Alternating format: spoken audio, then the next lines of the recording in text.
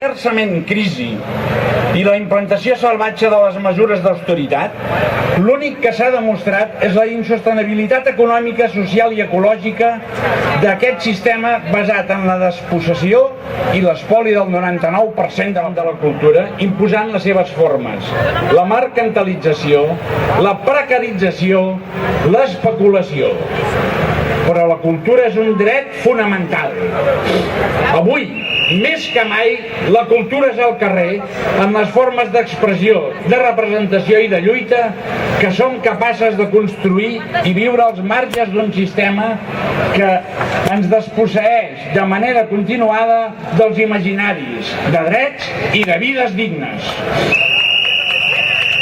El desmantellament de les estructures públiques de la cultura, com el tancament dels centres de creació arreu del territori, l'impagament de les subvencions, dels ajuts a la creació, de l'ajuts al teixit cultural de base, el ressorgiment de les noves vies de suport a iniciatives privades i mercantilistes, o la pujada de l'IVA, fent de la cultura un objecte de luxe i no un espai de construcció personal i social, no fa sinó corroborar el desmantellament global d'un servei públic per totes: l'educació, la sanitat, la cultura, la justícia. Davant d'això,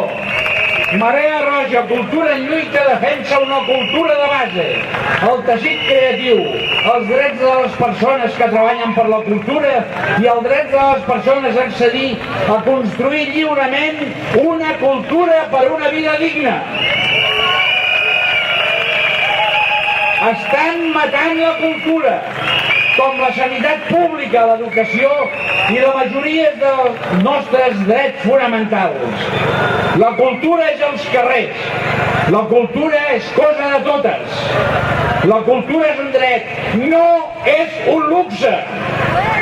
Per tot això, i molt més, no devem, no paguem, que es foti la troica!